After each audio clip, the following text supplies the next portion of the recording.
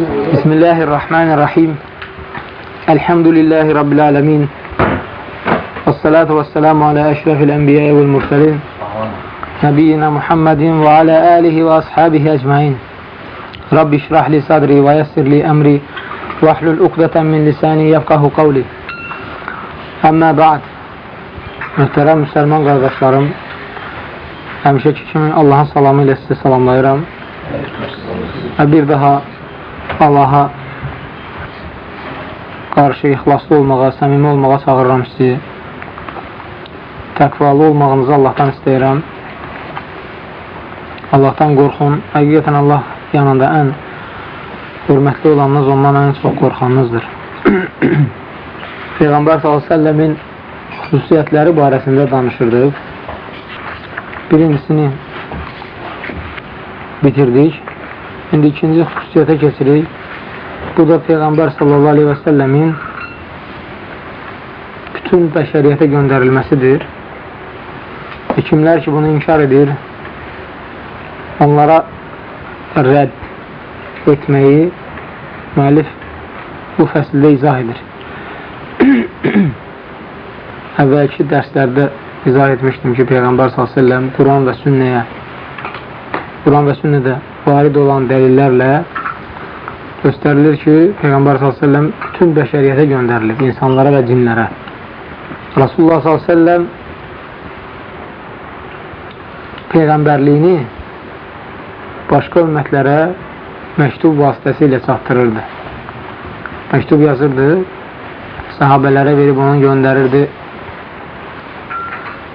başqa ümmətlərin başçılarına, necə ki Xosrova, Fars imperatoruna, Qeysər, Herakl, Nəcaşi və s.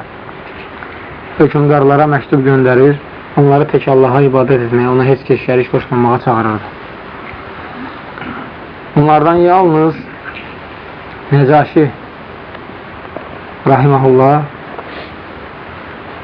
İslamı qəbul edir. Peyğəmbər s.ə.v-i görmədən İslamı qəbul edir. Və onun məmləkətinə hicrət etmiş sahabələri də öz dövlətində yer verir. Düzdür, əvvəl Amr ibn As radiyallahu anhu gözəl dili ilə az qalır ki, onu yoldan çıxarsın və o sahabələri təhvil versin Amr ibn As'a. Lakin sahabələr ona izah edir ki, həqiqətən Peyğəmbər Allah tərəfindən göndərilir sallallahu aleyhi və səlləm. Və bilirsiniz, Nəcaşi ondan dəlil soruşur, əsas soruşur. Əsassız heç kəsə inanılmır.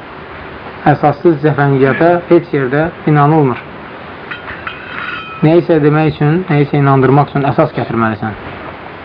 Nəcaşi də Amr ibn As'a deyir ki, gəl qulaq asaq görək bunlar nə deyir.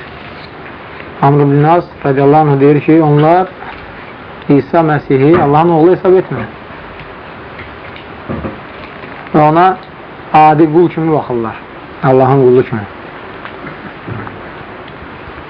Və sahabələr əsaslandırır bunu Quran ayəsi ilə. Deyir ki, biz özümüzdən sənə heç nə deməyəcəyik. Quran, Peyğəmbər s.ə.v Quran vasitəsilə bizə nəyə çatdırıbsa, onu sənə deyəcəyik. Və Qurandan ayələr oxuyur. Qurandan Məryəm surəsindən ayələr oxuyur. Allah s.ə.v deyir ki, Vazkur fil kitab-ı Məryəmə izin təbəzət min əhliyyə məkənən şərqiyyə. Yadına sal Məryəmi, o zaman ki o əhlindən ayrılıb, yəni ailəsindən bir yerə çəkildi, bir qırağa, ibadət üçün. Fəttəxəzət min dunihim hicəbən fərsəlnə iləyhə ruhən fətəmətələ ləhə bəşərən saviyyə. Və biz onun yanına öz elçimizi, yəni Cəbrail əleyhissalamı göndərdik. Hicab arxasında ibadət edirdi o, təklikdə. Yalnız onun yanına Zəkəriyyə daxil olurdu. Zəkəriyyə Peyğəmbər daxil olurdu, istədiyi şey ona gətirirdi. Və Cəbrail əleyhissalam insan şəklində gəlir Məryəmin yanına. Məryəm əleyhissalam deyir ki, İnni əuzu bir-Rahmani minkə in kunta taqiyyə. Əgər sən Allahdan qorxursansa, mənə toxunma. Mən səndən Rəhman olan Allaha sığınıram. Cəbrail əleyhissalam da mələk onu maraqlandırmır. Heç bir qadın, heç bir dünya malı, heç nə. Onu maraqlandırır bir şey ki, Allahın əmrini yerinə yetirsin. Ona görə də deyir ki, qalə innəmə ənə Rasulü Rabbiki liəhəbə ləkə quləmən zəkiyyə. Mən sənin Rəbbinin göndərdiyi elçiyəm. Gəlmişəm sənə onun tərəfindən ruhu üfürüm, övladın olsun, yəni İsa aleyhissalam. Məryəm aleyhissalam da təəccüblə soruşur ki, qalə ənə yəkunu li quləmi və ləm yansəsni bəşərun və ləm əqu bəğiyyə. Necə mənim övladım ola bilər ki, mənə nə bir bəşər toxunmayıb və mən fahişəlik də etməmişəm. Lakin Cəbrail əleyhissalam çox arxayın onun cavabını verir ki, qalə kəzəlikə qalə rabbuki huvə hey aleyyə heyyin. Sənin Rəbbin deyir ki, bu mənim üçün asandır. Heç bir çətinlik yoxdur. Bunu etməyə heç bir çətinlik yoxdur. Doğrudan da Allah üçün heç bir çətinlik yoxdur. Necə ki, Adəm əleyhissalamı heç nədən yaratdı. Adəmdən, kişidən qadını yaratdı. Adəmi atasız yaratdı, Həvvanı anasız yaratdı. Və İsanı da atasız yaratdı. Bu Allah üçün, bunu etmək Allah üçün çətin deyil. Çox asandır. Lakin Allah subhanahu teala bunu imtihan üçün etdi. Ki, Yahudilər buna inanacaq, ya yox. Yahudilər gördülər ki, Məryəm aleyhissalam uşaqla gəldi. Və başladılar ona böhtan atmağa. Uşaq dil açıb danışdı, dedi ki, mən Allahın peyğəmbəriyəm. Yenə inanmadılar. Yenə axırda onu öldürməyə çalışdılar, inkar etdilər. Kafir kafirliyində də qalır. Kim olur olsun, istəyir Yahudi olsun, istəyir Azərbaycanlı olsun, istəyir Rus olsun, kim olur olsun. Əgər küfr edirsə Allaha iman gətirmirsə, kafirliyində də qalır. Açıq aydın gözü ilə möcüzəni görsə belə, yenə də inanmayacaq. Nəcaşi onları qəbul edir. Ayəni başa düşür. Necə ki, Ərəf surəsində deyir, müminlərə yaxın nəsranilərdir. Onlar ayələri eşitdikdə gözləri yaşla dolur. Deyir ki, həqiqətən bundan əvvəl biz zahir idik, kafir idik və indi iman gətirdik Allahın ayələrinə. Lakin Herakl qorxur. Qorxur öz yerindən, öz canından və qəbul etmir. Herakla da məktub göndərir Rasulullah sallallahu aleyhi və səlləm. Dihyə ibn Xalifətül Kəlbi ilə məktubu göndərir. Burada Heraklın yanına Əbu Süfyan gəlir. Əbu Süfyan bir dəstə, bir toplum tacirlərlə, bir 30'a yaxın tacirlə gəlir. Herakl ona suallar verir. Suallar verir ki, o dediyiniz iddia edən, özünü peyğəmbər iddia edən necə adamdır? Varlı ailəsindəndir, ya kasıb? Bir kasıb ailədəndir. Deyir, əgər varlı desəydin, fikirləşərdi ki, bəlkə dədə babasının var dövlətini qaytarmaq üçün belə edir. Sonra deyir ki, onun ardıyla kasıblar gedir, ya varlılar, deyir, kasıblar. Deyir, həmçinin əvvəlki peyğəmbərlərin də ardıcıları kasıblar olub. Kasıblar dedikdə burada təvəzzükarlar qəsd olunur. Çünki elə sahabilər var idi ki, müşriklərdən də var idilər. Təvəzzükarlar qəsd olunur. Varlılar deyil də işte, təkəbbürlülər qəsd olunur. Çünki elə müşriklər var idi, kasıb idilər. Bir neçədən sual verir ona. Nəyi sizə əmr edir, nədən çəkindirir? Hər bir sualı da cavab verir ki, həmçinin əvvəlki peyğəmbərlər də buna dəvət edirdi. Sonra çağırır həmən o məktubu ki, Peyğəmbər s.ə.v göndərmişdi. Deyir ki, ya əhləl kitab. Fikir verir Quran-ı Kərimdə umumən gedir. Ya əhləl kitab. Demədi, ya əhləl nəsara, ya əhləl yahud. Təkcə yahudilər və nəsranilər. Düzdür, mötərizədə orada izah edir ki, yahudilərdir, nəsranilərdir. Amma Allah s.ə.v umumən danışır. Ey kitab nazil olmuş kəslər. Kitab da bütün qövmlərə gəlib. Deməli, Peyğəmbər s.ə.v bütün insanlar üçün Peyğəmbərdir və buna görə də bütün kitab nazil olan kəslərə müraciət edir Allah Teala. Peyğəmbər s.ə.v də məktubunda yazır ki, ey kitab əhli, həmən ayəni yazır. Ya əhləl kitab, qul ya əhləl kitab, təaləv ilə kəlimətin səvaən beynənə və beynəkum əllə nə'budə illəllah və lə nüşrikə bihi şeyən və lə yəttəxəzə ba'dına ba'dan ərbabən min dunillah. Gəlin bir kəlmə üzərində birləşək, la iləhə illallah kəlməsi üzərində. Allaha şərik qoşmayaq və bir-birimizi ilahiləşdirməyək. Bu həm onlara aiddir, rahiblərini itaət etməklə ilahiləşdirirdilər, həm də müsəlman ümmətinə aiddir. Müəyyən şeyxləri, müştəhidləri və s. və s. ilahiləşdirməklə, itaət etməklə, yalnız onlara itaət etməklə ilahiləşdirirlər. Fəin təvəlləv fəqulu şəhədu bənnə muslimin. Əgər üz döndərsələr, de ki, şahid olun ki, biz müsəlmanıq. Bu məktubu yazır. Məktubun əvvəlində həmişəki kimi Bismillahirrahmanirrahim min Muhammedin Abdullah və Rasulihi ilə Heraklil Rumul Əzim Peyğəmbər s.ə.v-lə Herakl Rum hökümdarına dörnünə yazır. Əslin təslim. İslamı qəbul et, canımı qutar.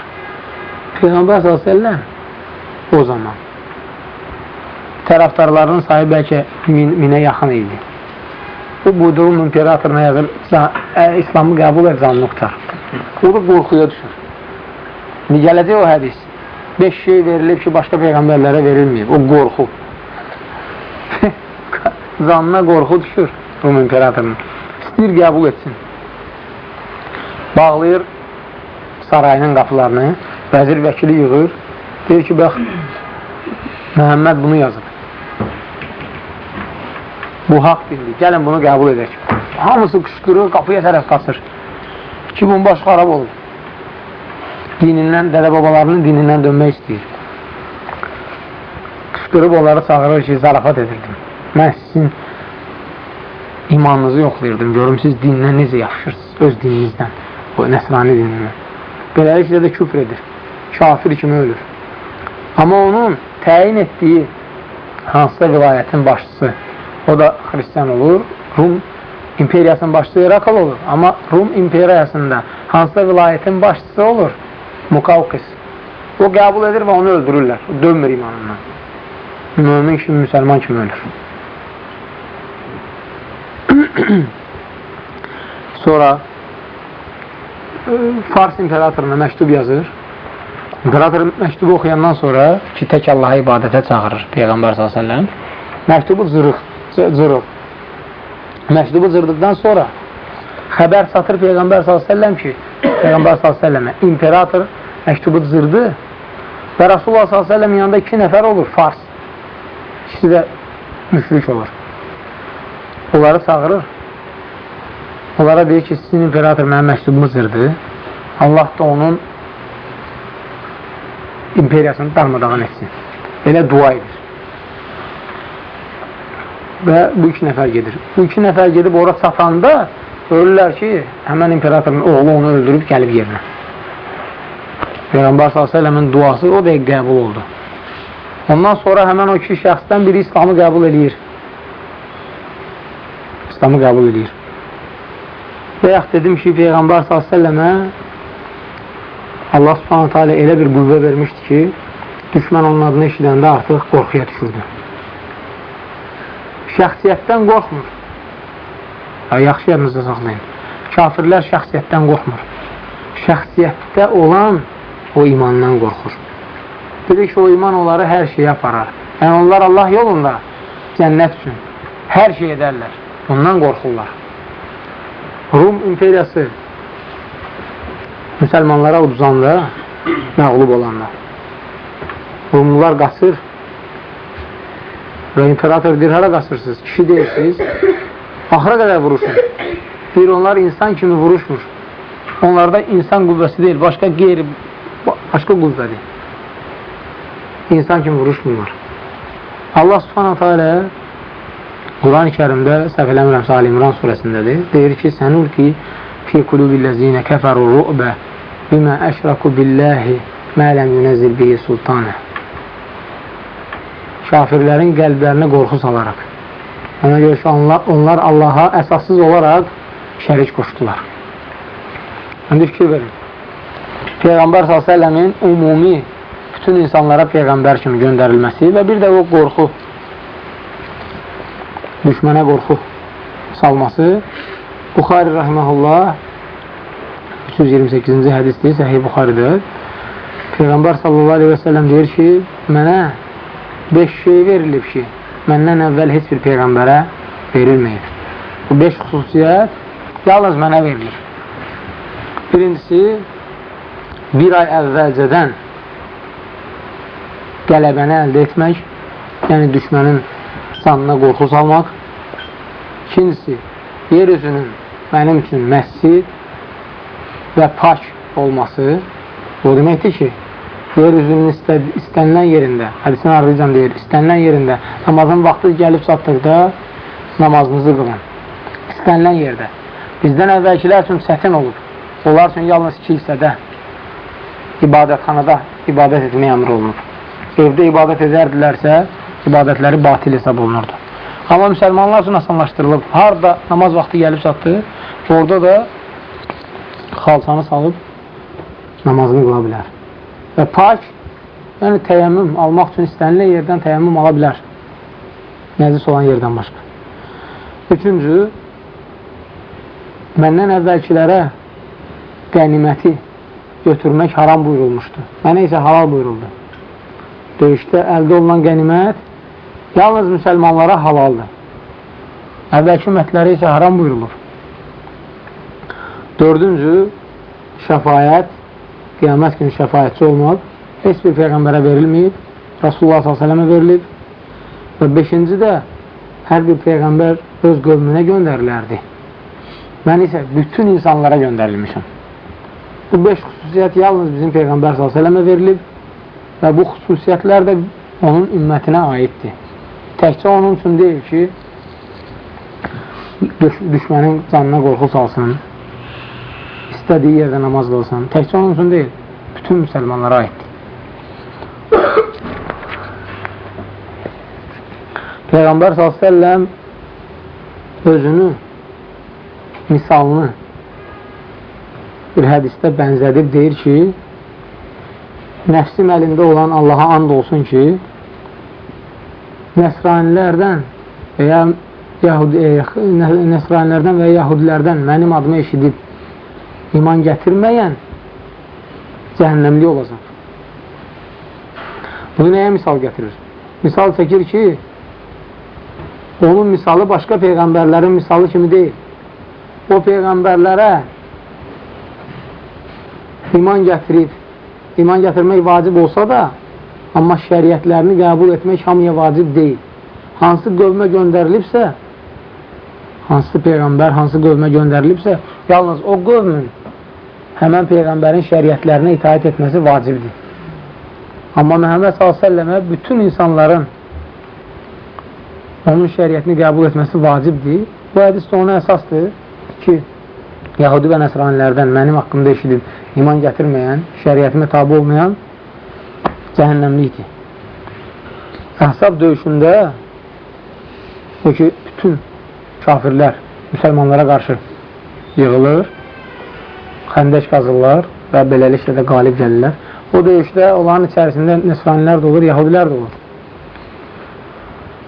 Səid ibn Cübeyr rahiməhullah deyir ki, bunun təsdiqi Hud surəsi 17-ci ayədədir. Allah Teala deyir: "Və men yekfur bihi minel ahsabi fennaru mev'iduhu." O əhzabın, yəni hizblərin, firqələrin, yahudilərdən, nəsranilərdən, müşriklərdən, onların içərisində olanlardan kim peyğəmbərə küfr edərsə, ona iman gətirməzsə, onun cəhənnəmdə yerinin hazır olduğu yəqindir. Kafirlər o zaman, müşriklər, kafirlər peyğəmbərlərin bir qismini qəbul edir, digər qismini qəbul etmirdilər. Xüsusən yahudilər nə İsa aleyhissalamı, nə də Məhəmməd s.ə.v qəbul etmirlər. Allah Teala da deyir ki, fikir verin, onlara əvvəlcə kafir adlandırır. İnnellezine yekfurune billahi və rusulihi yuridun en yuferriku beynəllah və rusulihi. o kəslər ki, Allaha və Rəsuluna küfr edir, iman gətirmir. Necə? Elçilərin bir qisminə inanıb, digər qismini inkar etməklə. Deyirlər, yəqulunə nu'minu bibadin və nəxfuru bibad. Deyirlər, biz onların bir qisminə iman gətiririk, digər qisminə iman gətirmirik. Çünki iman gətirsələr mütləq tabi olmalıdırlar. Şəriəti qəbul etməlidirlər. Allah subhanahu teala da onları kafir adlandırır. Və sonuncu Peyğəmbər s.ə.v-in xüsusiyyəti budur ki, o Peyğəmbərlərin sonuncusudur. Bir məsələ var ki, bir şübhə gətirə bilərlər ki, bəs İsa aleyhissalam gələcək. Əgər sonuncusudursa, nə üçün İsa aleyhissalam gəlir ondan sonra? Cavab budur ki, İsa aleyhissalam özündən yeni bir din gətirməyəcək. Və ya Məhəmməd s.ə.v-in dinində heç bir dəyişiklik etməyəcək. Və ya gəldikdə nəsrani kimi gəlməyəcək. Müsəlman kimi gələcək. Və İslama tabi olacaq. İslamın qanunlarına. Bu da yeni Peyğəmbərin gəlməsi demək deyil. Artıq o gəlmişdir. Yeni Peyğəmbərin gəlməsi deyil. Yeni Peyğəmbərin gəlməsi şəriətlə gəlməsini deyir. Allah Teala ki, bir daha şəriətlə Peyğəmbər gəlməyəcək. İsa aleyhissalamın gəlməsi isə tamam başqa məqsəddir. Allah başqa məqsədlə onu göndərir. Peyğəmbər s.ə.v səhih hədisdə, Buxari Müslimin rəvayət etdiyi hədisdə deyir ki, yenə özünü misal gətirir, deyir, mənim Peyğəmbərlər içərisində olan misalım evin,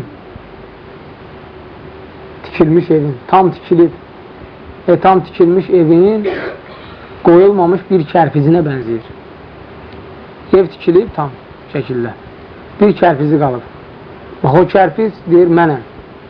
O kərpizi qoymaqla evin tikilişini tamamladım. Peyğəmbərlərin də gəlişini Peyğəmbər s.ə.v öz gəlişi ilə tamamladı. Ondan sonra bir daha Peyğəmbər gəlməyəcək. Peyğəmbər s.ə.v-in deyirlər ki, Peyğəmbər s.ə.v möhürdür, bəziləri izah edir.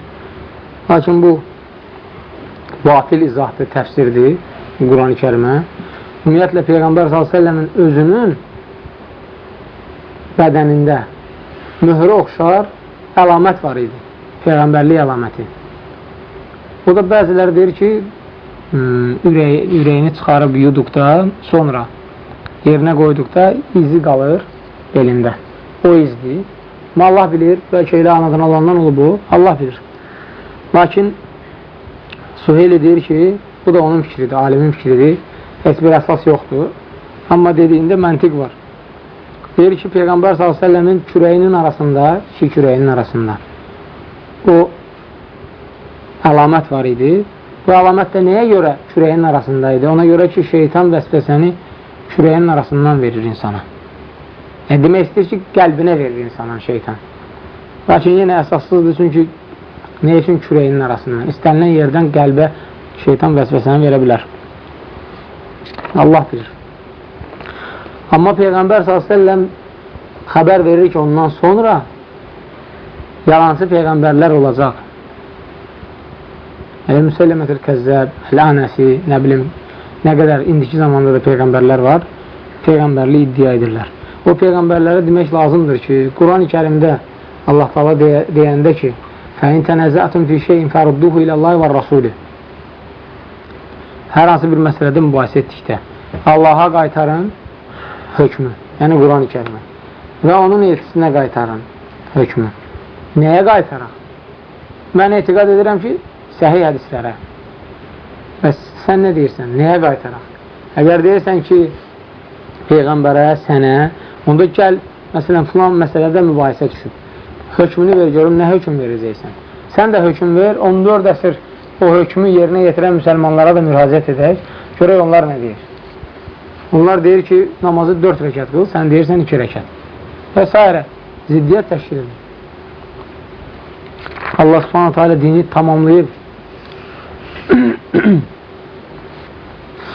İndi isə Peyğəmbərlərin hansı hikmətlə göndərilməsi barəsində 4 əsas şeyi yadınızda saxlayın. ki, müəyyən yerdə müəyyən adamlara cavab verə biləsiniz. Allah subhanahu teala peyğəmbərləri hansı hikmətlə, nəyə görə göndərir? Birincisi, əgər o qövmə, əgər elə bir qövm, əgər Allah subhanahu teala hər hansı bir qövmə peyğəmbər göndərməmişdirsə, hikmətindən idi ki, o qövmə peyğəmbər göndərsin.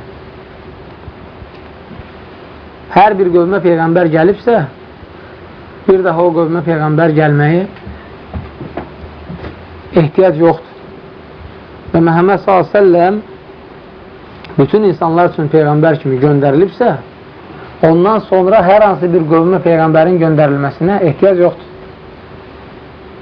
Bu bir. İkincisi, əgər göndərilmiş peyğəmbərin gətirdiyini insanlar təhrif ediblər və ya unudublarsa, onda Allahın hikmətindəndir ki, yenidən peyğəmbər göndərsin, öz hökmlərini bərpa etsin. Lakin Məhəmməd s.ə.v-in gətirdiyi Quran-ı Kərim təhrif olunmuyor. Deməli, ondan sonra peyğəmbərin gəlməsinə yenə ehtiyac yoxdur. Üçüncüsü, əvvəlki peyğəmbər tam şəkildə dini insanlara öyrətməyibsə və yaxud insanların şəraitinə görə, yaşadığı yerin mövqeyinə görə onlara şəriət hökmlərini çatdırmayıbsa, Allah s.ə.v başqa bir peyğəmbəri göndərir ki, onlara uyğun şəriət hökmləri gətirsin. Lakin Quran-ı Kərim bütün dövrlərdə, bütün insanlara uyğun şəriət qanunları gətirdiyinə görə, ondan sonra yeni bir peyğəmbərin gəlməsinə yenə ehtiyac yoxdur. Və dördüncü, hər hansı bir peyğəmbərin ya zamanında, ya ondan bir az sonra başqa bir peyğəmbəri Allah ona görə göndərirdi ki, əvvəlkinə kömək olsun, dayaq olsun. Musa ilə Harunu, İbrahim ilə Lut peyğəmbəri və s. İbrahim ilə İsmail əleyhissalamı, İshaqla Yaqubu, Yaqubla Yusufu və s. Lakin Məhəmməd s.ə.və ehtiyac yoxdur kiminsə köməyi. Peyğəmbər s.ə.v artıq 14 əsr keçib, vəfat edib gedib. Bundan sonra kiminsə gəlməyi ona nə kömək edə bilər? Bu 4 şeyi yadınızda saxlayın ki, bu 4 şeyə görə Allah Teala ondan sonra peyğəmbər göndərə bilərdi. Amma bu 4 şeylər, bu 4 şeyə ehtiyac olmadıqdan sonra yeni bir peyğəmbərin gəlməsinə də ehtiyac yoxdur. Yalnız Peyğəmbər s.ə.v-in gəlişi Quran-ı Kərim kifayətdir, qiyamətə qədər. Və sonuncu fəsil övliyaların kəramətidir. Peyğəmbərlərə oxşar Allahın sevimliləridir övliyalar. Övliyalar haqqında Yunus surəsi 62-ci ayədə Allah subhanahu teala deyir: Ələ innə əvliya Allah lə xavfun aleyhim və ləhum yəhsənun. Həqiqətən Allahın sevimlilərinə heç bir qorxu, heç bir kədər yoxdur. Heç nədən qorxmamalıdırlar. Yəni, gələcək üçün və heç nədən kədərlənməməlidirlər. Yəni, keçmiş üçün, keçib gedən işlər üçün. Kimlərdir o Allahın sevimliləri? Əlləzinə əmənu və kənu yəttəqun. İman gətirib Allahdan qorxanlar. İman gətirib Allahdan qorxmaqla əlaqəli indi görəcəksiniz. Nəyə görə Allah s.ə.v qəsd edir ki, övliyalar iman gətirib Allahdan qorxanlardır. Övliyalarla sehirbazların arasında olan fərqi biləndə görəcəksiniz ki, həqiqətən övliyalar Allahdan qorxan iman sahibləridir. Sehirbazlar isə əksinə küfür, Allahdan qorxmayan insanlardır.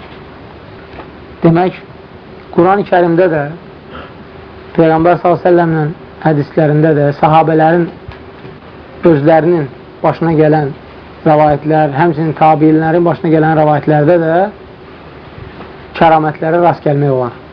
Bəzi alimlər çox şişirdir və elə şeylər gətirir ki, elə kəramətlər gətirir ki, biz adamın inanmağı gəlmir.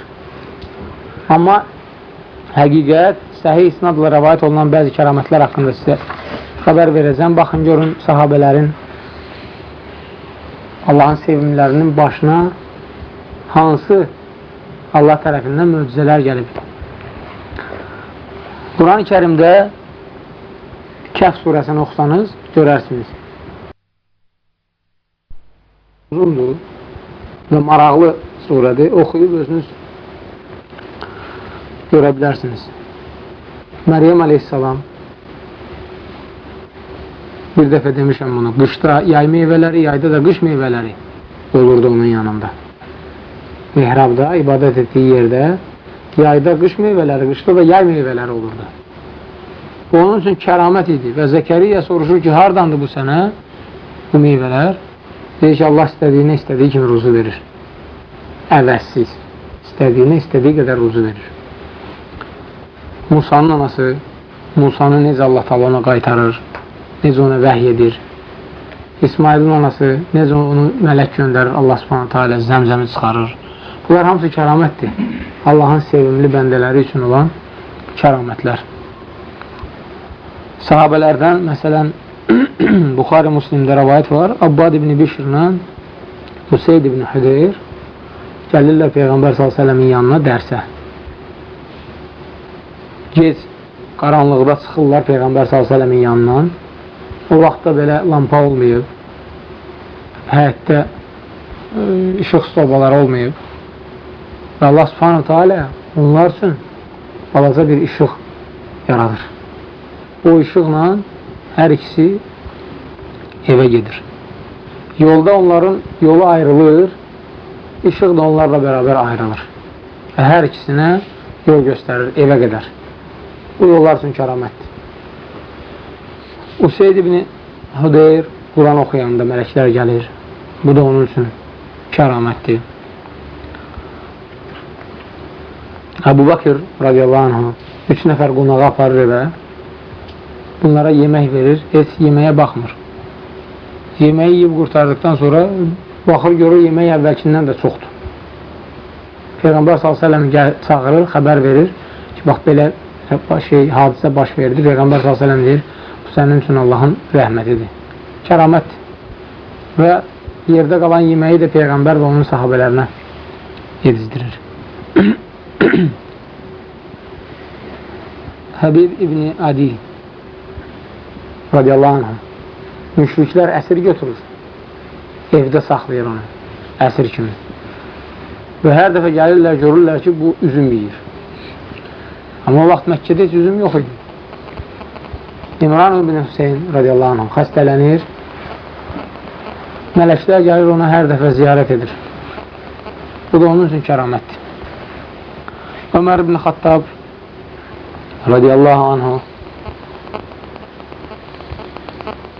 qoşun düzəldir, göndərir və xütbə verdikdə gözünün qabağına gəlir ki, qoşun uduzur, məğlub olur xütbədə. O vaxt bu bir kəramət idi. İndi demək olar ki, istənilən bir yeri televiziya vasitəsilə görmək olar. Və Allah üçün də bu lap asandır. Gözünə görsənir ki, qoşun məğlub olur və xütbədəykən fikirləşir ki, bunlar nə etsələr qalib gələ bilərlər. Qoşunun da başçısının adı Səriyə İbn Zənim olur.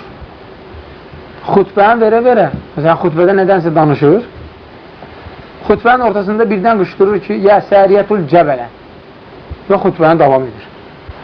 Sahabələr heç kəs başa düşmür ki, bu nə dedi? Ey Səriyə dağa tərəf çəkil.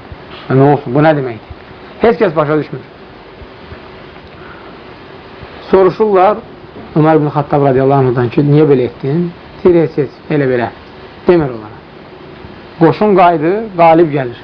Qayıdıb gəlir, hamısı təsdiq, etiraf edir ki, sənin səsini hamımız eşitdik. Sən deyəndə ki, hamımız dağa tərəf çəkirin, hamımız sənin səsini eşitdik.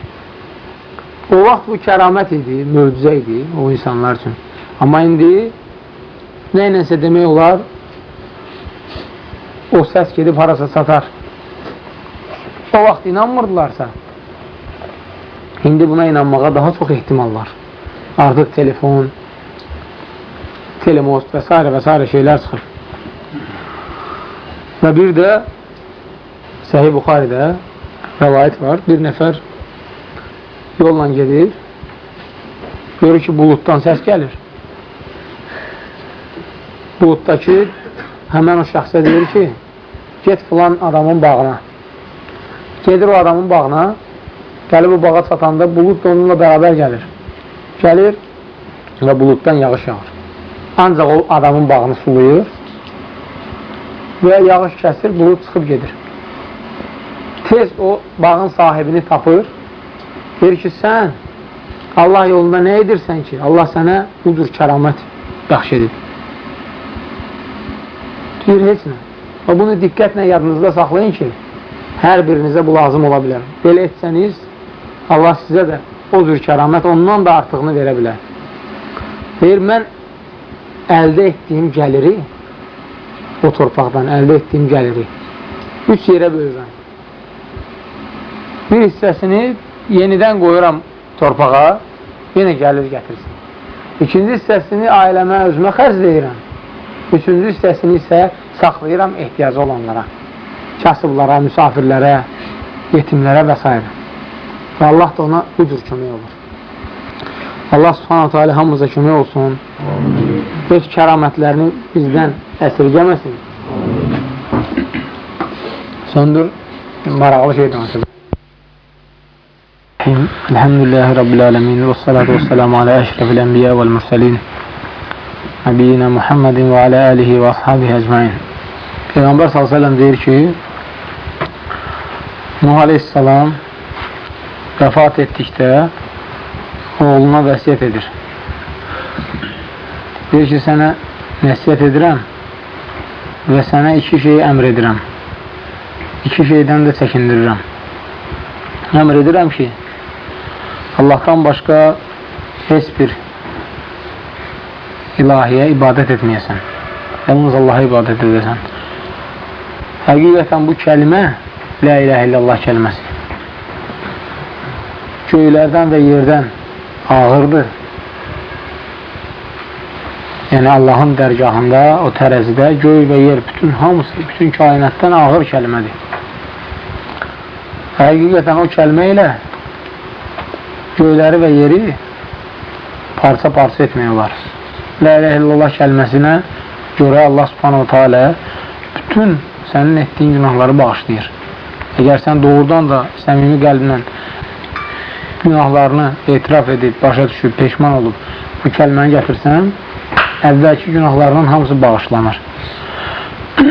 Və bir də Subhanallah və bihamdihi. Subhanallah və bihamdihi hər bir xeyrin açarıdır.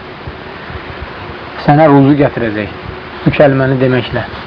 Burada Nuh aleyhissalam belə deyir, amma Peyğəmbər s.ə.v-in hədisində gəlib ki, kəlimətəni həbibətəni ilə'r-rəhmən səqilətəni fil-mizən xəfifətəni aləl-lisən Subhanallah bihamdi, subhanallah lazım. 2 kəlmə var ki, bu kəlmələri dillə demək asan, tərəzidə onun savabı ağır və Allaha da ən sevimli olan kəlamdır. Bu 2 kəlam. Subhanallah bihamdi, subhanallah lazım. Allaha nöqsanlardan kənarlaşdırırsan ki, bütün nöqsanlardan uzaq olan Rəbbimə eşq olsun və həmd olsun. Həmsinin ona eşq olsun və əzəmətli Rəbbimə eşq olsun. Bu 2 kəlməni deməklə sən nə qədər əzəmətli savaba nail olursan. Və 2 şeydən səni çəkindirirəm, şirklə, təkəbbürlükdən. Sahabələr deyir ki, ya Rasulallah, şirki başa düşdük. Yəni, nə qədər, neçə illərdir sən bizdə şirki başa salarsan. Şirk bildiyi nədir? Bəs təkəbbürlük nə olan şeydir? Bizdən birimizin gözəl paltar geyinməsi, gözəl libas geyinməsi təkəbbürlükdür. Rasulullah s.ə.v deyir, xeyr. Bizdən birimizin qəşəng əqqabı geyinməsi təkəbbürlükdür, deyir, yox. Bizdən birimizin gözəl miniyi olması təkəbbürlükdür, deyir, xeyr. Bizdən birimizin gözəl belə qamətlə oturuşu təkəbbürlükdür, deyir, xeyr. İstəyir onda nədir təkəbbürlük ya Rasulullah? Təkəbbürlük haqqı inkar etmək, insanlara da tən etməkdir. Həqiqəti inkar edirsən, insanlara da belə alçaq gözlə baxırsan, onlara məzəmmət edirsən. Təkəbbürlük budur. Və bir dəfə sizə izah etmişəm ki, insan Rəbbinə qarşı necə olmalıdır, müsəlmanlara qarşı necə olmalıdır və İslam dininə alçaq gözlə baxan, onu təhqir edənlərə qarşı necə olmalıdır. Allahın qarşısında həddindən artıq təvəzzükar olmalıdır, qul kimi özünü göstərməlidir, aciz olmalıdır Allahın qarşısında. Müsəlman, mömin qardaşlarının yanında təvəzzükar olmalıdır, mehriban, mülayim olmalıdır. Amma dinə qarşı düşmən olanlara qarşı sərt olmalıdır. Onların yanında bəli, demirəm təkəbbürlü olmalıdır, amma mərd olmalıdır. Özünü mərd aparmalıdır, sındırmamalıdır ki, sənin məndən heç bir üstünlüyün yoxdur. Əksinə, mən səndən üstünəm. Allah subhanahu teala mənim dünya görünüşüm açıb, hər şeyi açıq aydın görürəm, başa düşürəm ki, bu Allahın yaratdıqlarıdır. Cənnət var, cəhənnəm var. Amma sənin qəlbin bağlıdır. Sən heç nə başa düşmürsən. Ancaq dünya malın var. O dünya malın ki, gedəndə burada qoyub gedəcəksən. Bununla fəxr edirsən.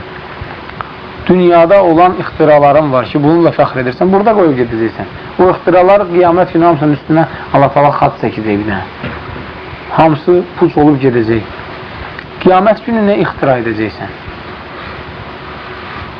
Öləndə insanın ardıycan qəbrə qədər 3 şey gedir. Bilirsiniz də, malı, xalça qoyurlar yanına, kimisi pencək, nə bilim, kimisi maşınla bastırır.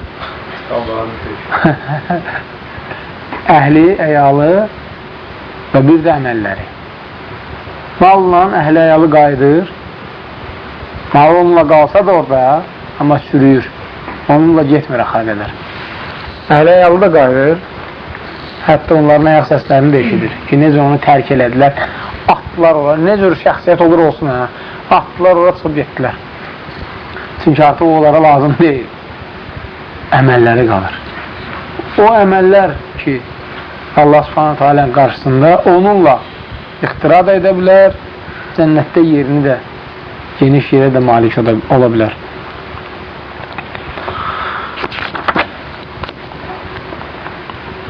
Sonra Peyğəmbər s.ə.v başqa bir hədisdə deyir ki, bu da təkəbbürlü ilə bağlı olan hədisdir. Bir müsəlmanın izarı, yəni yuxarı geyimi, onun izzətidir. Aşağı geyimi isə onun təkəbbürlüyüdür. Yəni demək istəyir ki, yuxarı nə qədər gözəl olsa, onun izzətli olmasına dəlalət edir, nə qədər gözəl olsa. Aşağı nə qədər uzun olsa, onun təkəbbürlü olmasına dəlalət edir. Fikir ver, belə bir söz gəzir cəmaat arasında ki, bu kostyum İngilis kostyumudur. Nədir onun əlaməti? Qısa, buradan da qısa, buradan da qısa. Buradan maski görsənər, buradan da köynəyin qolu çıxır.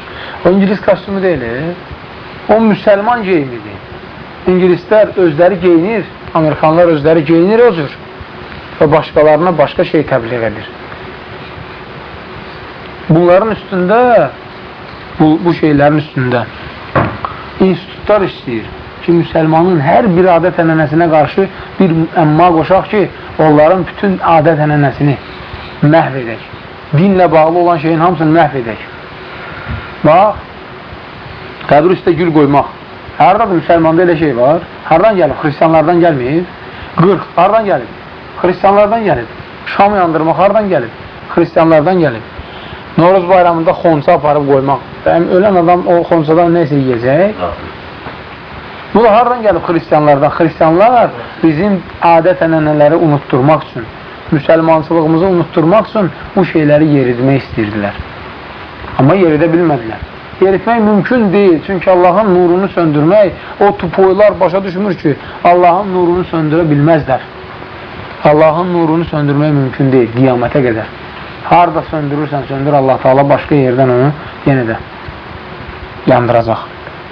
Cənnətlə cəhənnəm, başqa bir hədisdə, yəni bu təkəbbürlüyə aid hədisdir. Cənnətlə cəhənnəm mübahisə edir. Biraz gülməli gələ bilər sizə. Amma qeybi aləmdə hər şey ola bilər.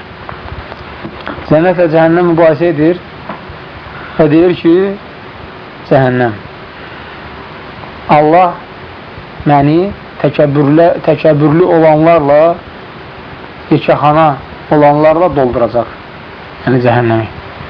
Cənnət də deyir ki, məni də kasıblarla, fəqirlərlə dolduracaq. Bu zaman Allah Subhanahu taala onlara deyir ki, cənnətə deyir ki, sən mənim rəhmətimsən, istədiyimə rəhm edəcəm. Cəhənnəmdə deyir, sən də mənim əzabımsan, istədiyimə də səninlə əzab verəcəm. İstədiyim qədər. Allah bilir onların sayı kimlər daxil olacaq. Amma Allah Taala inkar etmir ki, siz düz demirsiniz cənnətlə cəhənnəmə. Təsdiq edir, bəli, ora təkəbbürlülər düşəcək. Özlərini yuxarıdan aparanlar. Nəyə görə o özünü yuxarıdan aparmalısan? Axı sənə o elmi verən, istənilən sahədə ixtira edirsən, ya hafizən güclüdür, ya başa düşməyə qabiliyyətin güclüdür. İstənilən sahədə onu sənə bəxş edən Allahdır. Nə ilə təkəbbürlü edirsən? Allahın verdiyi ilə verən təkəbbürlü etməlidir. Alan yox. Alan yalnız minnətdar olmalıdır, təşəkkür etməlidir. Təkəbbürlü etməməlidir. Deyir ki, qiyamət günü təkəbbürlüləri gətirəcəklər, zəlil sifətdə olacaqlar və onları cəhənnəmdə olan bir zindana, Boləs adında zindana salacaqlar. O zindanda olan odun istisindən onlar qaynayacaq, beyni qaynayacaq, qarındakı olanlar qaynayacaq və s. Və bir də onlara cəhənnəmdə olan o iriyin qaynar sudan içirdiləcək. Yəni bu da ola bilər sizə gülməli gəlsin. Ancaq ki, dəfələrlə bunu demişəm, bu bir misaldır, nümunədir.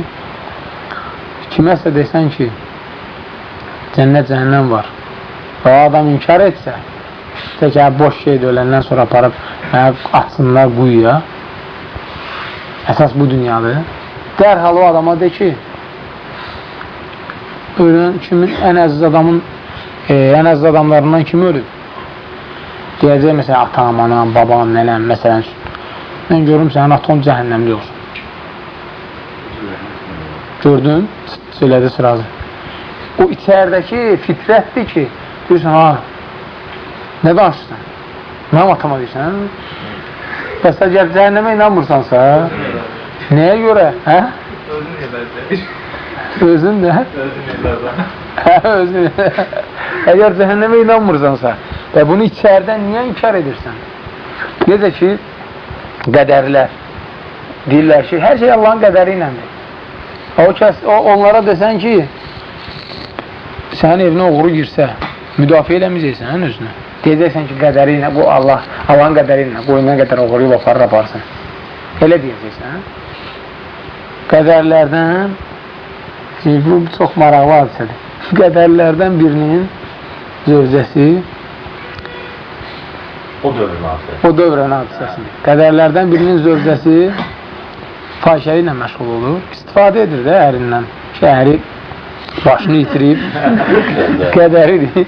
Peki, belə ər bəyə lazım deyil. Bir günləri gəlir, bir içəri görür ki, bu zina edir. O anda bunları tutur. Çıxardır qılıncını ki, öldürsün. Arvadı qışqırır ki, nə edirsən?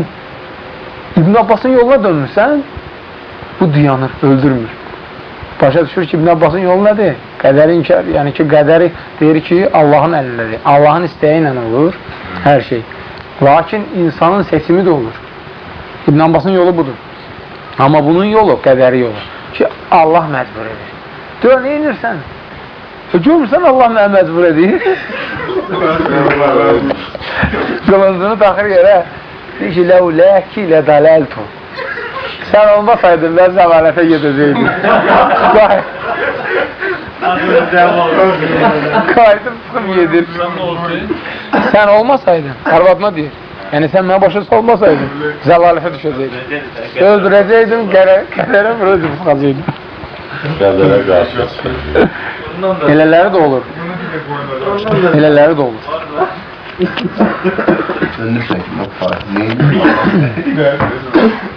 O göstər ki, çox qədər də bilmir. Bəli. Başqa bir hədisdə də deyir ki, yenə bu da təkəbbürlü ilə bağlıdır. Lakin göstərir ki, təkəbbürlü o vaxt əsas nədən gəlirdi? Deyir ki, təkəbbürlük, yeşəxanalıq əsasən at və dəvə sahiblərində olur. Diqqətlə fikir verin. Kimin ki dəvəsi olub, kimin ki atı olub, indi həmən şeyləri müqayisə edə bilərsiniz. Onlarda olur təkəbbürlük. Amma yumuşaqlıq, mülayimlik qoyun saxlayanlarda olub. Müqayisə eləmək lazımdır. Müqayisə eləməyə ehtiyac yox. Qardaş göz qabağındadır. Allah subhanətə alə subhanallah. Nə deyir ha? Peyğəmbər s.ə.v nə deyir ha? Hamısını həyatda misal tapa bilərsən. Görə bilərsən ki, bir dənə də şey, neçə 14 əsr buradan qabaq deyir. Hamısı necə var elə də çıxır. Heç bir yalan çıxmır. Rasulullah s.ə.v deyir ki, bu da yenə təkəbbürlüyə aid.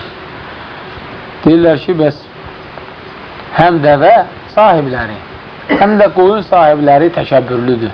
Təkəbbürlü olurlar. Peyğəmbər s.ə.v deyir, nə danışırsınız? Qoyun saxlayanlar, qoyuna baxanlar həmişə yumuşaq, mülayim insanlar olur. Bəzi qardaşlar kimi demirəm ki, qoyun kimi olurlar.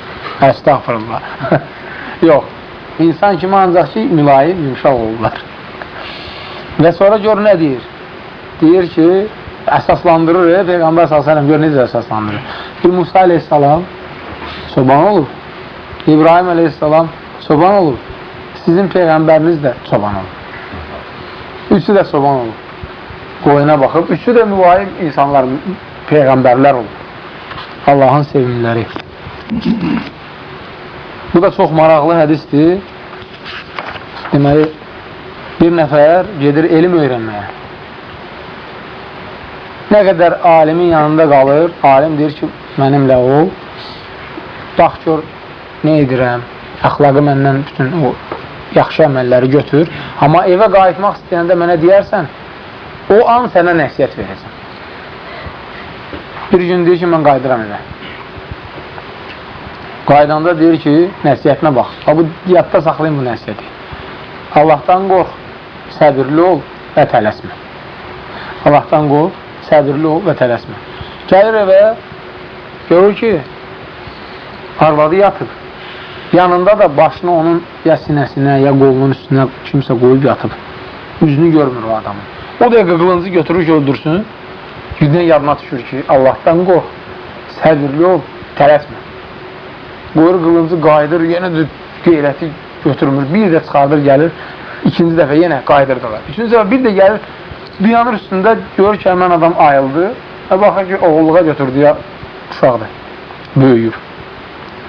Qoyur qılıncı yerinə deyir ki, yaxşı ki, onun nəsiyyətinə qulaq astın. Baş verəcəkdir, yoxdur. Allahdan qorx, səbirli ol və tələsmə. Hədisdə gəlib ki, Peyğəmbər s.ə.v deyir, bir dəstə adam gəlir yanına, sahabələrdən. Deyir, ya Rasulullah, müşriklər bizə çox əzab əziyyət verir, dözə bilmirik. Dua edirlər, Allah Allah yerinə yeysən eləsin. Deyir, iki kəlmə ilə deyir, innəkum qavmun təstəcilun. Siz deyir, tələsən qoymuşsunuz. Tələsirsiniz. Tələsmə, biz heç yerə tələsmirik. 10 ildir dəvət edirik, heç yerə tələsmirik. 100 ildə lazım olsa dəvət edəcəyik, tələsmirik. Amma yavaş-yavaş gör nə nailiyyətlər əldə etmişik. Və Allah Teala bundan sonra da inşallah bundan da gözəl nailiyyətlər bizə qismət edəcək. Tələsmək lazım deyil.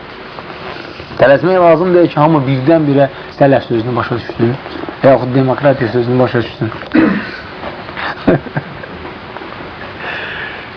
Deyir ki, estağfurullah. Başqa bir hədisdə deyir ki, o ki insan, hər bir insan birinci özünə fikir verməlidir ki, birinci özünə bax gör nə xətalar edirsən, sonra başda qardaşlarında eyb axtarmağa. Peyğəmbər s.ə.v deyir, Əbu Hureyra radiyallahu anh'ın rəvayət etdiyi hədisdə hər biriniz qardaşının gözündə tük axtarır. Bizdə də var bu misal. Balaca bir şey axtarır. Öz gözündə tiri görmür. Bu bizim misal deyil, dədə babaların. Hədisdir bu. Peyğəmbər s.ə.v-in hədisi. Nömrəsi Silsilətül Hədis-i Sahiyyə 33-cü nömrədir. Ora baxıb deyə bilərəm ki, hansı kitabda rəvayət olunur. Burada ancaq deyir ki, o kitaba bax. Bu kitaba baxıb deyə bilərəm hansı kimin rəvayət edir. Və sonuncu hədislə də bitirək birinci dərsi.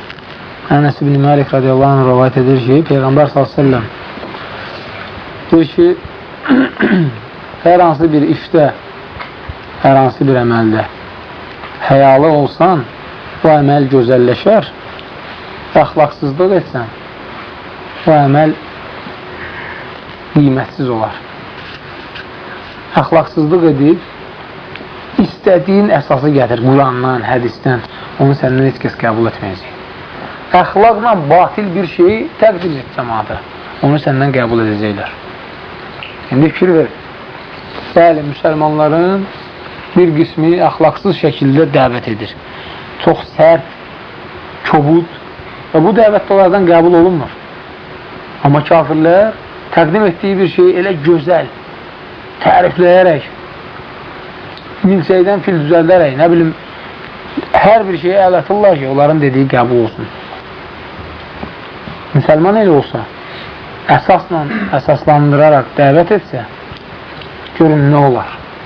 Və inşallah Allah bizə kömək olar. Biz həm əxlaq, həya ilə, həm də əsaslandıraraq Quran və hədislə xalqımızı Allahın yoluna dəvət edərik. Allah da bizə kömək olar. Burada ancaq şeyi deyirik. Deməli, Tirmizi 25. Tirmizi 25, İbn-i Macə 37, bir də Muvatta 17. Hamısı Ənəs ibn Malikdir. Hə. Məsələn.